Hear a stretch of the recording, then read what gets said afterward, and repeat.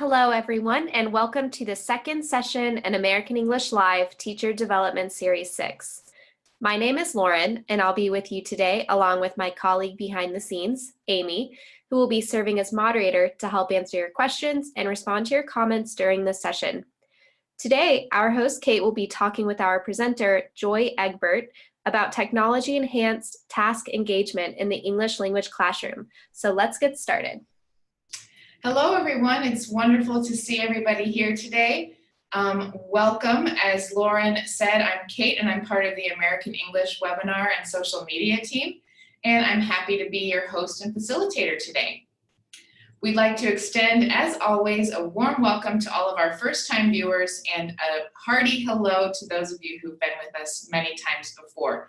We love to see all of the familiar names in the comments and the chats. So please make sure to say hello to us there. Let's begin with a look at these photos featuring teachers from around the world as they participated in sessions and discussed webinar topics during Series 5. We love to see teachers learning together and using the strategies presented in the American English Live sessions in their classrooms. So please share your photos by emailing them to americanenglishwebinars@fhi360.org. or by sharing them on social media. If you share via social media, please be sure to tag us at American English for Educators, and we may feature one of your wonderful photos during the next series. Today, is our second session of American English Live Teacher Development Series 6. We have an exciting lineup of topics related to building digital literacy skills, communicative grammar teaching, and foundations of TESOL methodology. Today we'll be exploring the topic of technology-enhanced task engagement. Which sessions are you most excited about? Share your responses in the chat. And we hope to see evidence of all the ways that you're using these practical strategies in your classrooms. Excuse me. So, as a reminder, here's what to expect today. Each session is about 60 minutes long and is often related to an American English eTeacher massive open online course or to a Teacher's Corner theme on the American English website or Facebook group. The presenter will present the material, and I, as your host, will ask questions and make comments as well. But we really hope to hear from you, our audience, so that we can address your context and experiences and thoughts and ideas directly. So please do share your thoughts in the chat or the comments feature. When our session comes to a close in about an hour, you will have an opportunity to receive a digital badge for your participation. At the end of the session, we'll share a link in the comments and at the top of this post. Click on that link and complete a short quiz about today's session. If you answer 2 out of 3 questions correctly, you will be eligible to receive a badge. And once you have done so, you should expect that badge to come to your email inbox within about a week. So we're excited to share about another wonderful self-paced MOOC opportunity through the American English eTeacher program. Take a look here for all the information. So this free self-paced massive open online course, Teaching English to Young Learners, is open from September 9th to December 2nd, 2019. So it's open right now. Teaching English to Young Learners is designed to introduce you to the theory and practice of teaching English as a foreign language to young learners aged 3 to 10. Through engaging videos and practical readings, educators will explore approaches for teaching English that are not only effective, but also fun and engaging for children. If you complete all the required activities with a score of 70% or higher, you'll receive a digital badge and a certificate. So please take a look here at the link and register today. And now for today's session, Technology-Enhanced Task Engagement in English Language Instruction. This session will define what an engaging task is and how technology can help language teachers create engaging tasks. This presentation will examine 6 characteristics of task engagement, which are authenticity, interest, social interaction, challenge and skills balance, autonomy and structure balance, and feedback. And we'll also discuss a variety of ways that technology use can be integrated into tasks to support the characteristics of learner engagement.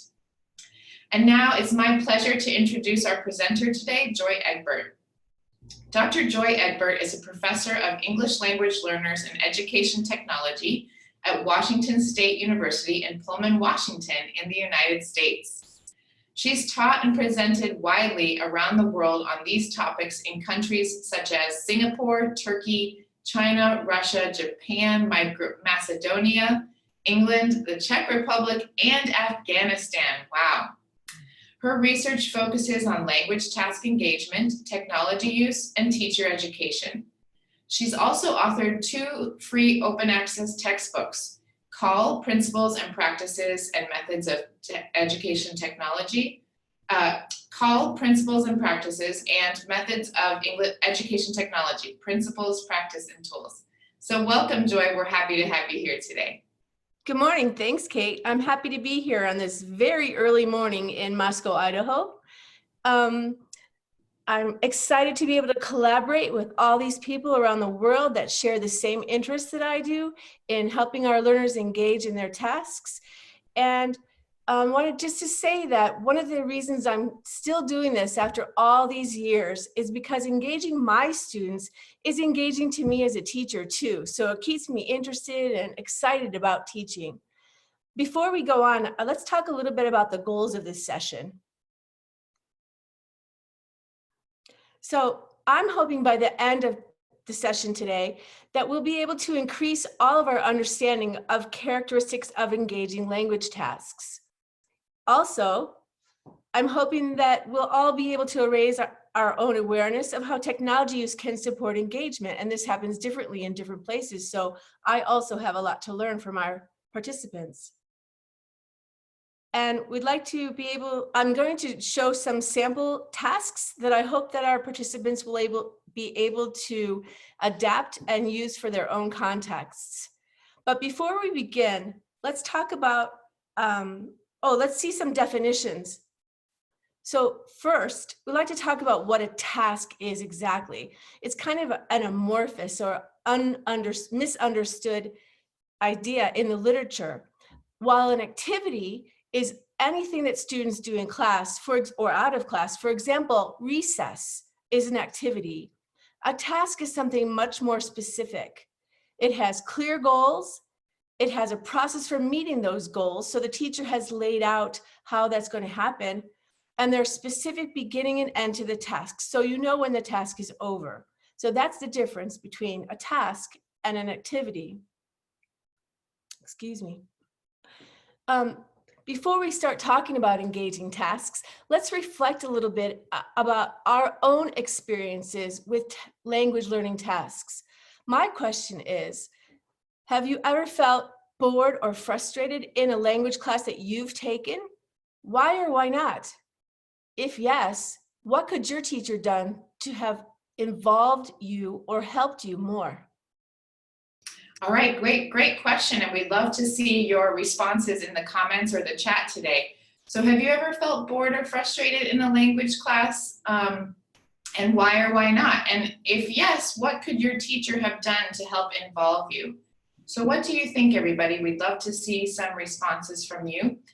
One thing that I learned Spanish when I was in high school, and I had a really great teacher who did a lot of engaging tasks. So I wasn't actually very bored or frustrated very often, but I'd love to hear from everybody. Let's see. Yoko says, yes, I was bored because the teacher just did a drill every day. Tayeb says, yes, I have felt that when the same routine is done every single day, day in and day out. Let's see. Jung Hong says that teachers can try to make the learning more meaningful, that's maybe a way that the teacher could have helped. Joel says he felt bored because he already knew the information. That's really interesting. Maybe you were sort of more advanced than the other students in the class and you kind of felt bored because you weren't challenged. Very interesting. At the American space in Venezuela, they're saying the more the student is engaged, the better they feel. Wonderful. And Mohammed Naeem says that it's a good idea to involve students in student-centered activities. So wonderful ideas, everybody. Thanks for sharing. Yes, those are good reasons to focus on engagement. And let's talk about what the literature says about engagement. So engagement is actually a range from optimally engaged, or as Csikszentmihalyi says, in flow, to being completely unengaged and not absorbed in the task whatsoever. The involvement or the absorption in a task can be cognitive, behavioral, or emotional, or all three. And what we're looking for is, as you see the red circle on the slide, students to be optimally engaged. This leads to a question of why we should focus on task engagement. There's two good reasons that I've added to this webinar. The first one is that task engagement can decrease the effect of variables like not having had breakfast or not having had enough sleep on student outcomes. For example, if a student comes to class and has had a fight with their sibling or something else is troubling them, if the task is engaging enough, that student will forget about those issues that came from the outside and can still be able to learn from the task. Great. So what you're saying here is that even if there are some factors in their personal lives that might kind of deter them from learning or deter them from being engaged, having great tasks in the class can really help overcome some of those challenges. Exactly right. Great. Another reason to focus on task engagement, and for me really the main one, is that the literature shows that task engagement leads to achievement. And after all, that's what we're all after as teachers. Before talking more about engaging tasks, let me ask, how do you engage your students in your classrooms? What do you do to make your students engaged or to help your students be engaged? Great question. We'd love to hear from you, everybody. What do you do to help your students become more engaged? What are some of the strategies that you use in your classroom to make sure that students are excited about the learning and involved and enjoying what they're doing? Let's see, what do we have here? Let's see. Jay Zika says that task engagement is both intrapersonal and interpersonal. Very, very intelligent response there, wonderful. Majabin says that they use group and pair work, wonderful. We are also seeing that teachers are finding topics that they're interested in or introducing a topic according to their level from Tayeb, very nice. Adnan says through storytelling. Azar says through games. Megumi says by giving some treats. Nobody's ever going to be sad about getting treats, that's for sure. And to have games, yeah, lots of people having great ideas, so wonderful. Dividing into groups, telling stories. Wonderful, everybody. These are great responses. Thanks for sharing. Those are great ideas. And while most teachers can recognize student engagement, so they're raising their hand, jumping up and down in their seat, they're leaning in, they're engaged in a conversation with their peers, not all teachers necessarily know how to facilitate or how to support task engagement, what goes into a task that might be engaging to learners. So let's talk about the 6 characteristics of engaging tasks. And the way I want to do this is I'm basing in the literature, but also on my experience and the research that my research team is conducting in 10 countries around the world.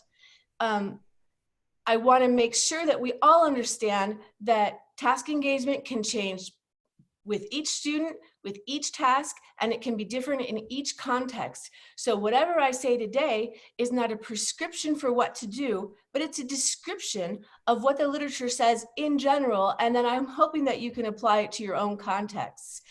And the main thing for me is that task engagement is so well supported by technology, and we'll have a lot of those kind of examples today. Great, sounds good. Okay, so let's start with the first 3. The first and the most important, according to the literature, characteristic of an engaging task is that the task is interesting. And some of our participants already mentioned that. In other words, it makes students excited to think about doing it or to be involved in it. It's appealing to them because it's something that they like. So one of the ways that technology can support interest in a task is that everything that you can think of that students could be interested in has an article or a video or some other kind of English materials or resources online. So if the teacher thinks, oh my gosh, Marvel superheroes, how am I going to teach with Marvel superheroes? A simple search in a search engine can come up with all kinds of different kinds of resources for those fourth grade students, English language learners who want to use Marvel superheroes as one of their interesting topics. The second characteristic is authenticity. We used to think in the field that authenticity meant using materials that were built for native English speakers. In fact, that's not the conception of authentic that we have now. Authentic means that learners value it, that they feel it has some connection to their life, that it has some value to what they want to do. It helps them reach their goals. That's what authentic means. And again, like with interesting, technology can help teachers find things that are authentic to learners, to use technologies, for example, that they use outside of class, that they find valuable for interacting with their peers and others. And the third characteristic is social interaction. We all know that social interaction is important to language learning. It's one of the principles and the conditions under which language is learned. But we don't often think that it's also engaging to students, and communication with other people, especially when we're talking about ourselves, is one of the ways that we really engage with each other.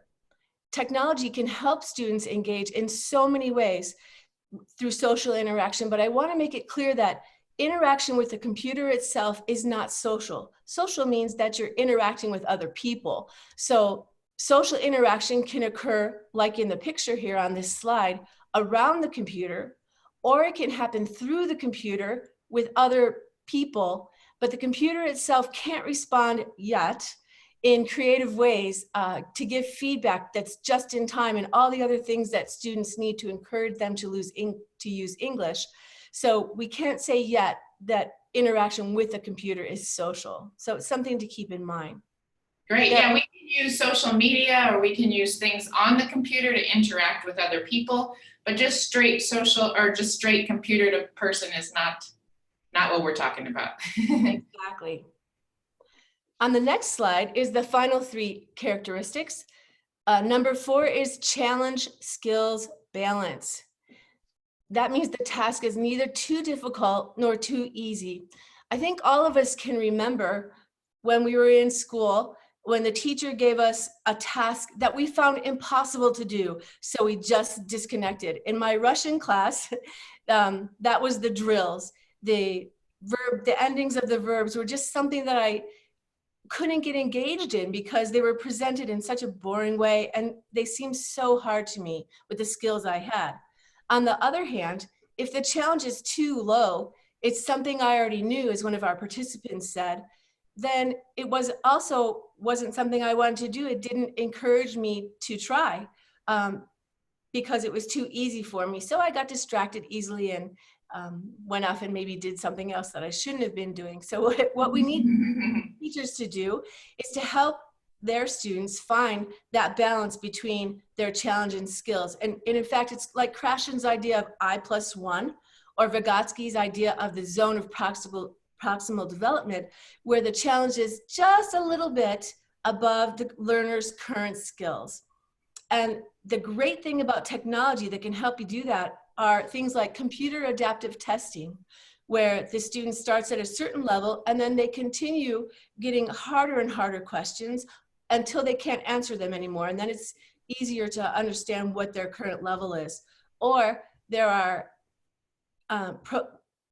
software applications such as Newsela, which provides teachers with 6 levels of each news article so that they can help their students pick the appropriate level so they're challenged appropriately, and they can still participate in social interaction around the same topic that everyone else in the multi-level class is reading. The next characteristic is autonomy and structure. And that means, so let's think about it this way. When I'm in school, I like to receive a little bit of instruction from the teacher and maybe some resources for if I get stuck. And then I want the teacher to say, go, do it, you know what to do, go ahead. While there are other learners who really need, I won't say their hands held, but who really need more help all along the way to kind of walk them through more what the task is. And so teachers need to balance that. So some students need more freedom and some students need more structure. And within one class, technology can help that happen by providing the kinds of resources that different types of students need. So for example, teachers could collect a list of places to go if you're stuck. Or they could say, here are some resources that will help you with step 1, step 2, step 3, so that everyone has the help they need when they need it and the freedom to explore when they want to. And finally, support and feedback need to be built into every task. Feedback, let's talk about that for just 1 minute. I wonder how many of you have had the experience I've had, both as a learner and as an instructor, where you spend a lot of time evaluating, putting notes on learner essays, and then 3 weeks after they've given them to you, you give the essays back to them. They look, say, oh, I got a B, that's fine, and they toss it. All that good feedback has gone to waste. Or as a learner, you get your essay back 3 weeks after you turned it in, and you think, I don't even remember writing this. You know, these comments aren't relevant to me, so I'm just not going to pay attention. So that doesn't help students engage in the task at hand. So what feedback needs to be is more immediate, and it can be given by anyone who has the aptitude or anyone who has the expertise on whatever the topic is. So if you have someone online who can talk to your students, or if they have a peer who knows more than they do about whatever the issue is, or if the teacher just walks around and gives feedback during the task, students will have the information they need to engage in the task, and they'll also know the level at which they are. And online, for example, technology can help if you're using, for example, a cloud space like Google Documents or OneDrive or wherever you're going to store and share documents, and the teacher can be right in there, or peers or outside experts can be right in there as the students are writing, giving comments and giving feedback. Wonderful, great. We have a couple of questions and comments from our participants. A couple of people, let's see. Miki says feedback is easy to forget, but it's very important. Mm-hmm. And Adnan says feedback is as important as the learner's needs, or maybe it helps the teacher understand the learner's needs even more. And then we have a couple of comments from some past characteristics. Actually, one question. If we could go back a slide and look at authenticity. Just one quick question from Tariq, and actually a couple of other people asked as well. Could you give a couple examples of a task that's authentic? So a lot of teachers use the news in their lessons, and they use just whatever they use, I don't know. But to be authentic to learners, it has to be a topic that they want to learn about, that they think has something to do with their real lives. For example, one student from Taiwan brought to me the issue that they were studying divorce in America. And she wondered why they were studying divorce in America instead of divorce in Taiwan. Good question. And that's a matter of authenticity. And of course, there are articles all over the web about topics that are of value to learners. And the issue here is that you know your learners. You have to find out what interests them, what is authentic to them, what do they consider useful social interaction. And then it's a lot easier to make those kind of engaging tasks and have them be able to talk about and work around a topic that is valuable to them. That's great. Wonderful. So let's just we also had a couple requests for just repeating these 6 characteristics really quickly. So I'll just go ahead and read them through. So we want to make sure for engaging tasks that they are interesting, authentic, that they create opportunities for social interaction, that there's a challenge and skills balance to make sure that our students are being challenged just enough, that they have a balance between autonomy and structure so students know what's expected but also can be independent, and that support and feedback are immediate and useful. So thanks so much for sharing all those great characteristics, Joy, and I think we're ready for a question for the audience. Yes, I'd like to know, and I think we could learn from each other, what are some technologies that you have used or would like to use in your classroom to promote student task engagement?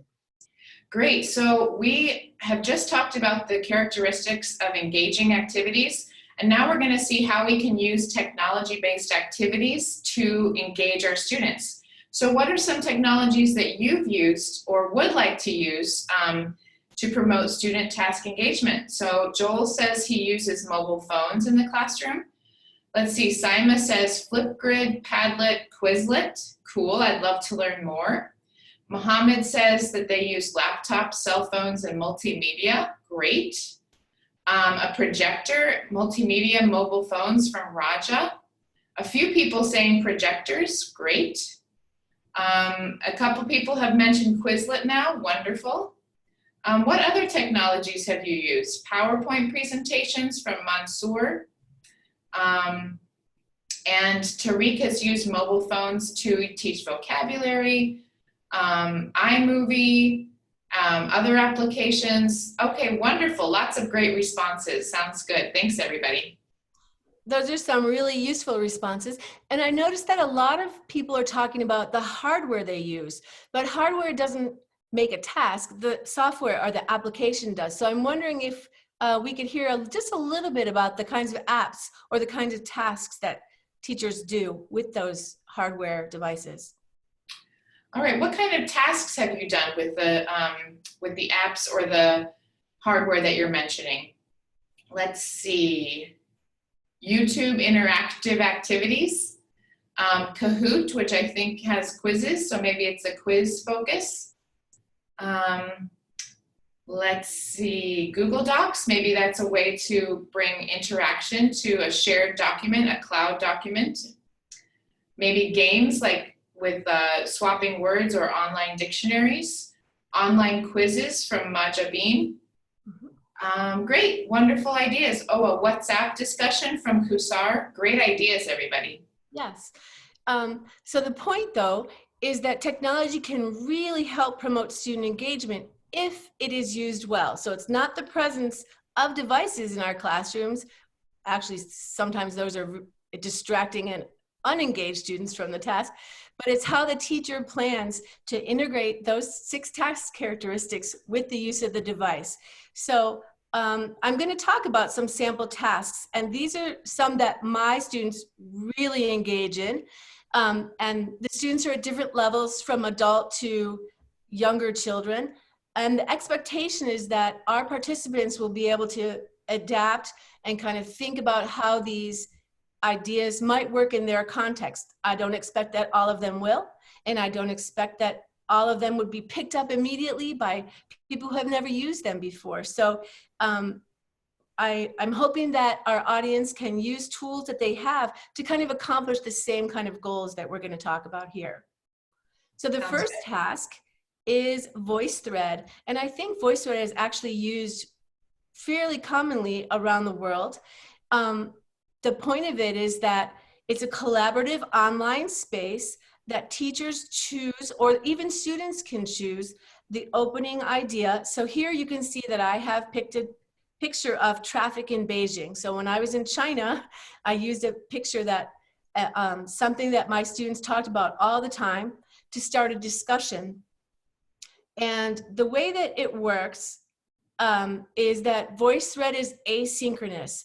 And this means that learners post their comments at different times. So they have time to think about what they want to say before they say it. And actually, some teachers in the United States use VoiceThread as their learning management platform. In other words, it's like Canvas or Blackboard or Moodle. They put all of their information for their class into a VoiceThread.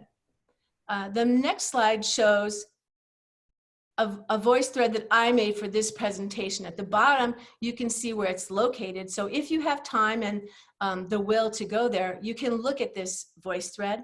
So what I did, you can see in this slide, is that I took the main picture from this presentation, and then I asked a question on the left-hand side. So I posted in text that I'm wondering what students or what participants in these webinars use the information for and how they use it. And in the middle and the other red arrow, you can see there's a half circle at the bottom of the screen. And these are the ways that participants can reply to the VoiceThread.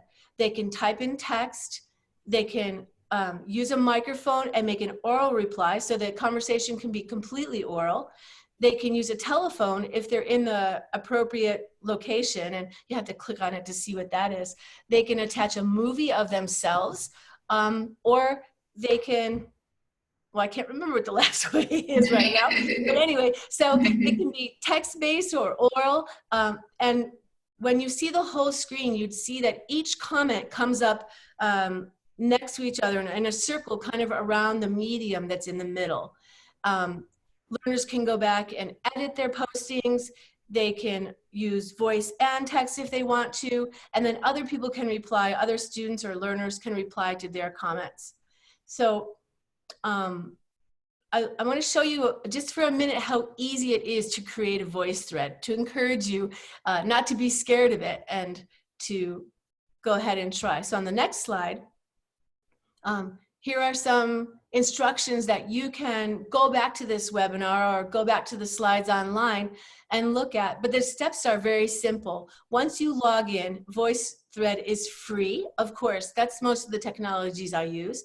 And then you just go in, find the top menu, click on Create, decide what you want it to look like.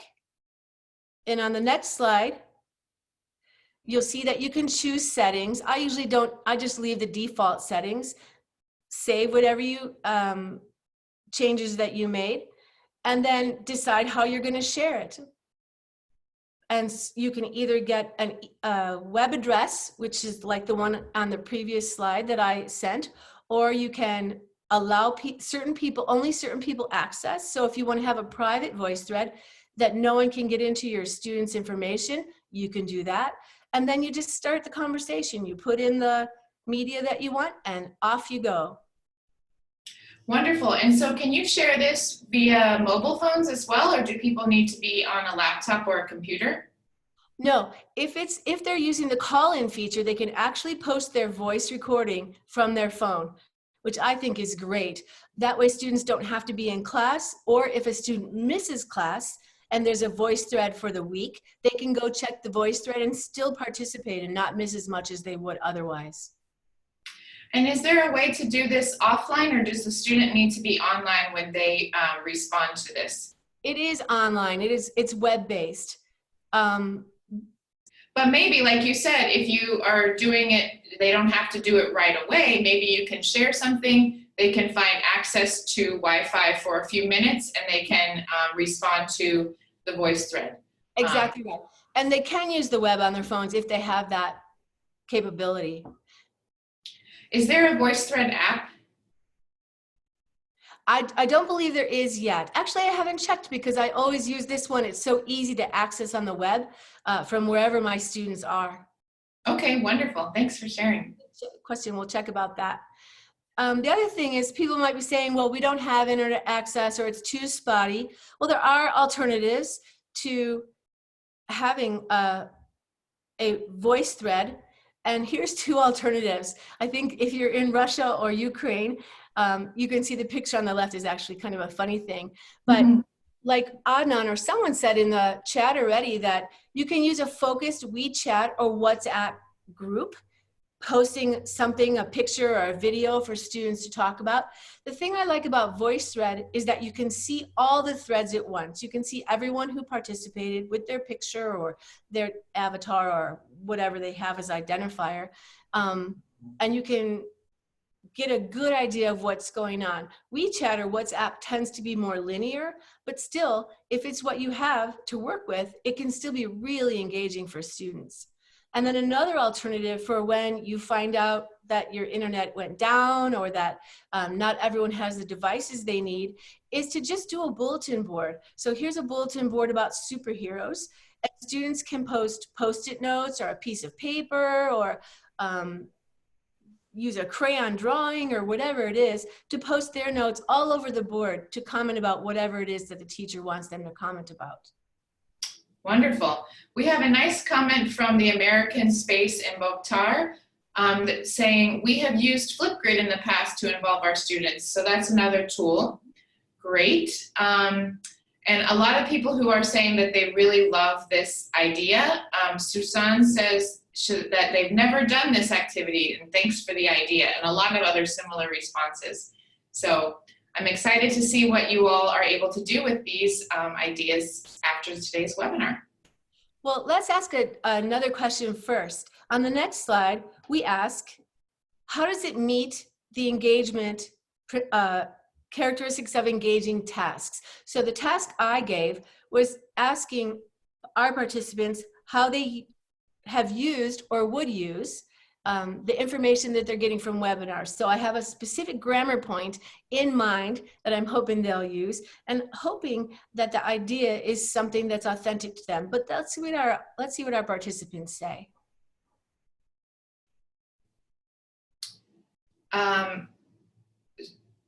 So are we looking at the next slide here?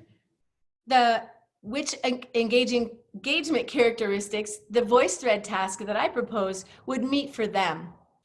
Sorry, so yeah, take a look here. This is just a reminder here of the characteristics of the VoiceThread task. So what do you think? Is this one, which characteristic of engaging tasks does this meet? Is it interesting, authentic? Does it provide opportunities for social interaction? Does it provide a balance of challenge and skill, autonomy and structure? And is there opportunity for support and feedback? So it looks like, let's see, Mohammed says all of these. Liting says that it's authentic and interesting. Iram says that it provides social interaction. Let's see, the American Corner in Bukhtar also says authentic, autonomy, social interaction. Gulnara says it provides challenge and skills balance. So it looks like a lot of these characteristics are hit through this activity. That's it.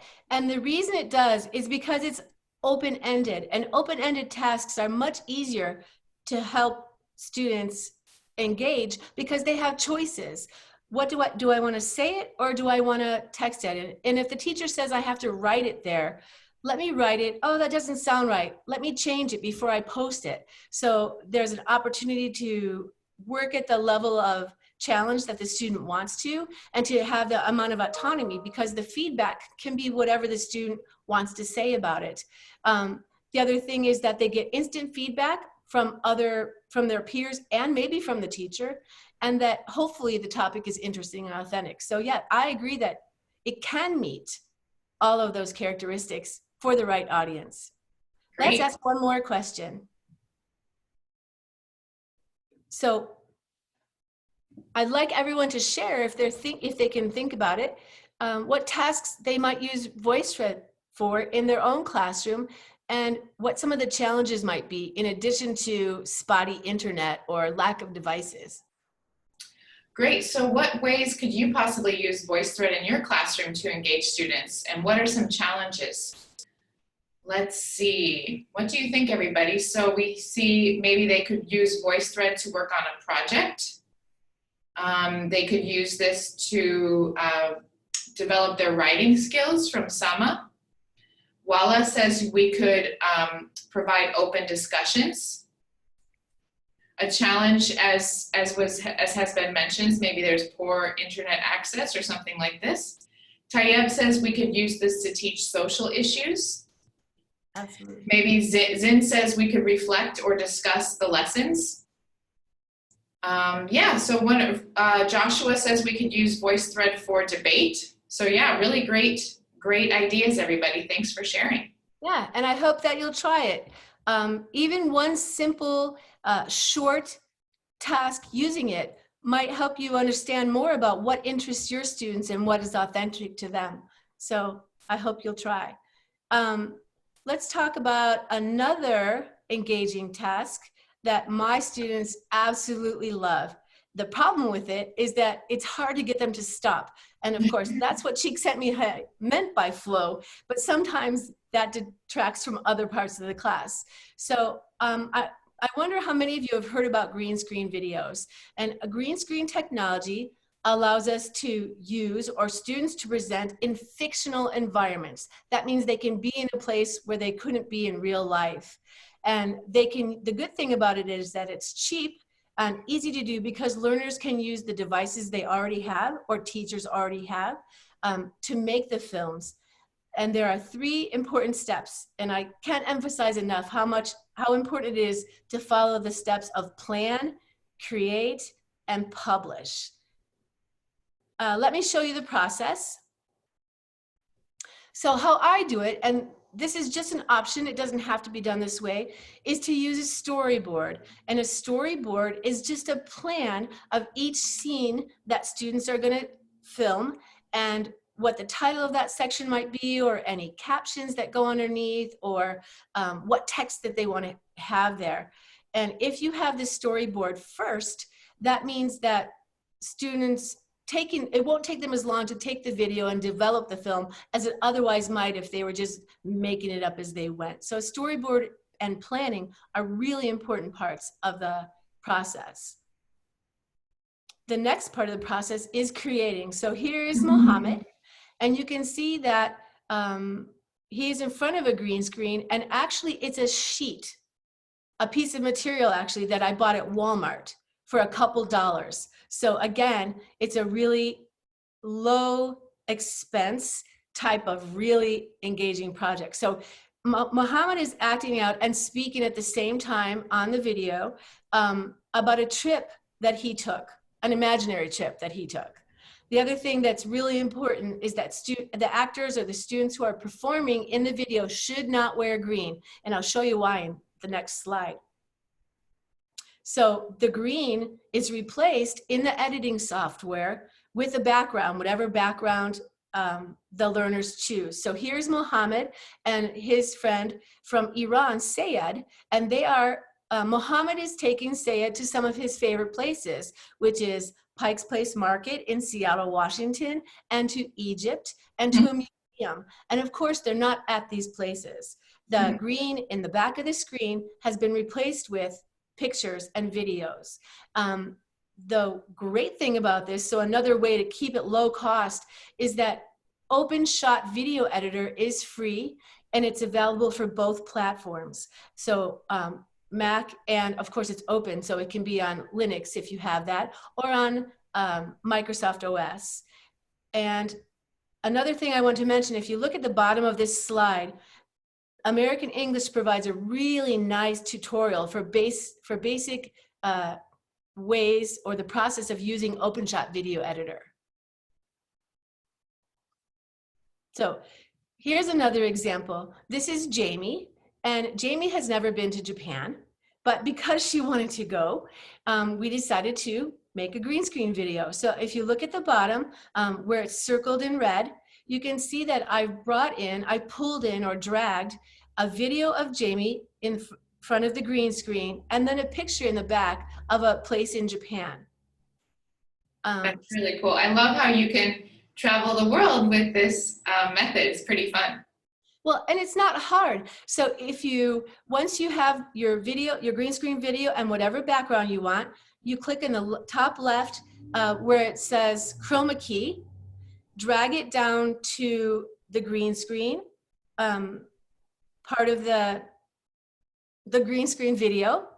And then when you click on it, to the left, you can see that there's a green stripe right there. And that means take out this color and replace it with the video that's there.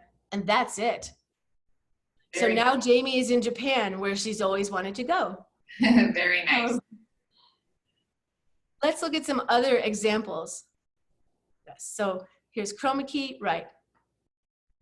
So we had a group of Japanese students come and they made videos about what they did here and some things that they discovered in their new language. But we had one student who was really excited about the green screen. So he decided to become a rock star. And so he did a lip dub, or he did a lip sync of a video, a popular song, and he put this background in to make it look like he was actually on stage. And of course, although it was a little bit off topic, he was so engaged in it and everyone was so engaged in watching him that it just built a kind of community in the class and helped everyone appreciate the project, I think, just a little bit more. How fun. That seems really, really fun. Here's another example, or actually two examples. I use the green screen in teacher education to teach my pre-service teachers how to use green screen with their future students. So in the top row, you can see a group of future teachers who are using it to do a news show. And that's something that we do often, I think, in our EFL and ESL classes, is have students present the news. But here, they can really have the backgrounds, they can have a weather map, they can pretend they're somewhere cold, reporting on the local flooding. Mm-hmm. And in the bottom video, the students are teaching about different places in the world, different continents. And you can see that the first woman, is in front of the map, and then she's in a different place that she's talking about. So it's very easy to switch from place to place, and it makes it look realistic. And the students are very engaged doing this. The thing about having teacher educators develop green screen videos is that not only are they engaged themselves, but they're learning to engage others. And by being engaged themselves, they understand the feeling and kind of some of the ideas of what it is to be engaged and to engage. Wonderful. For those who don't want to take the time or don't have the resources to make a green screen, there are alternatives. A lot of, before I knew about green screen, which has only been in the last maybe 5 or 6 years, we used a simple cell phone or a simple video camera to take videos to share with the class. Another idea is those who have access to PowerPoint or Open Office slideshow. If you can look at the bottom of the slide here, you can see that it offers timings and ways to make a slideshow into a type of video. And that's a possibility too. It doesn't give you the green screen options as much, but you can still put a picture in the background and put a person in front of it and make it look like it's kind of a green screen video. So there are some lower tech options too. So I've mentioned a couple of ways that green screen video tasks can include the task engagement characteristics, but I'm wondering what our audience participants think about how they might see it meeting some of these characteristics. Great. So what do you think, everybody? What characteristics of an engagement engagement does this task address? Let's see. Jonah says that it's interesting. We have a lot of people who are saying that they love this. So let's see. What else do you think? What other characteristics does this meet? Let's see. What do you think? It fosters creativity, so maybe that makes it interesting. Wonderful. It fosters autonomy from Nakib. Yes. Viorica says it addresses all of them. So does Javed and Gurley. Many people are saying it addresses all of them. Maria says it helps students to develop some skills. Kesha says that it's very interesting. And Zin says all 6 characteristics. So wonderful. And a lot of people have been mentioning in the comments how much they like this activity. Well, and the idea is that teachers can structure it in any way they want to. For example, if you give students a topic that requires them to use a certain grammar point, then they have to practice that grammar point, but it's not a drill that at the beginning several people said was boring, and I have to agree. So there's lots of ways to use green screen tasks, and I'm wondering how people might envision what topics that they might do it around or how they might use it. Yeah, let's take a look at the next slide. What would you use green screen video with your students, and what types of tasks would you use it for? Let's see, what do you think, everybody? Again, lots of people are saying that they really love this idea and they want to use it soon. Great. They could use this task for reading. Maybe the students are creating a script and they have to read the script. For storytelling from Muhammad. Yes. Wonderful. Let's see, for role playing from Jorge. So maybe they could do dialogues. Video presentation and reporting.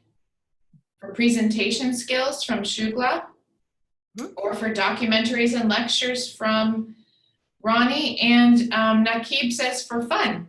I think these are all wonderful ideas. All of those. And one of the things that you can decide to do or not, depending on the age of your students and who they are, is to publish it. So we have a couple YouTube channels that we post our videos to, but there are other ways to share them, maybe with other classes or with the public or whoever is appropriate to do it with, to get even more feedback about the performance, about their English, whatever it is that they need feedback about. So I'd love to see some of the green screen videos that our participants have their students make. So feel free to email me with them, and I'd love to see them. Yeah, or you can also email American English Webinars at fhi360.org, and we can try to share them. It'd be great to see those. Awesome.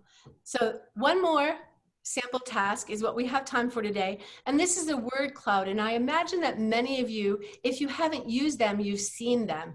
Basically, a word cloud is an image or a picture made from a text or words. And there's 4 steps to making a word cloud. And the software is free. So what you do is decide which text you will use, or the learners can decide which text they'll use. You copy and paste it, or upload the text to a word cloud maker. I love wordart.com. It's free, it's simple to use, and it really has a lot of options. It's powerful word cloud generator. You click visualize, and then you can do with it whatever you want. So we're going to see a couple examples. I created 3. So this is the word cloud screen. And you can see that there's a visualize button and there's some options on the left. So I've made this, and I wonder what you can tell from this word cloud about me. What you need to know about word clouds is that the more important a word is, or the more often a word is mentioned in the text, the larger it will be. What can you tell from me about this word cloud? What do you think, everybody? If we take a look at this word cloud, what can we tell about Joy? Well, we see her name there, so I bet I bet it also is a little bit of a characteristic of her personality too. What other things do you have here? Let's see, that you love your family from Majabin. That you love books. Yes. Let's see, that you are a mom and you like to travel. Yep. Very nice. That you are a fun teacher. Very good. I hope so. So teachers can introduce themselves to their students in this way, while it's a kind of a skinning and scamming exercise. Scanning. And learners can make them to introduce themselves to their teachers, so it can help teachers collect information about their interests and other characteristics that teachers can include in tasks to engage their students. Let's look at the next one. So this is a pre-reading exercise. My question is, what will this passage be about? Let's see. So we have a word cloud about a passage we're going to be reading. Everybody, what do you think this passage is going to be about? Let's see. Climate change from Majabin. What else?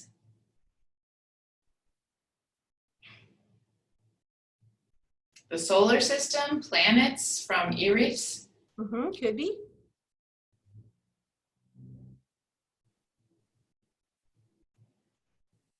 The earth and the environment, solar system from Anjil. Wessam says the earth. Yeah, great. I think everybody can see here. It looks like Yeah, we see lots of words like solar, Pluto, system, Earth. So great. Excellent, everybody. So it's a pre-reading prediction exercise. And then in addition, teachers can ask students to pick out words to fill in the chart on the right to see the words that students already know or that they need to learn before they attack this reading, which is actually about Pluto. So I use the Earth shape, but it could be any shape to help students understand the content along with the text. So it's a visual and textual representation of what they're going to read. Let's look at one more. Which famous play is this from? Yeah, we'd love to hear. What do you think, everybody? Can you tell what famous play this is from? I'm sure some folks in our audience will be able to tell. We have words like parents, civil, to, Verona. Let's see, what other things? Star-crossed, love, Romeo. We have a couple of answers, I think. You got it. It's the Yeah, prologue to Romeo and Juliet. Right. So seeing if learners can put together the idea, the main idea, from some of the words from the passage instead of taking the passage apart and having them look at the words separately. So it's kind of an opposite way to reflect on what the main words of the passage were. And then you can ask students to take those words and put together the prologue in their own words, showing that they comprehended the text when they read it. They can also, if you see on the bottom of the slide, they can find words to describe theme or mood or any of the other parts of text that maybe literary analysis classes are studying, or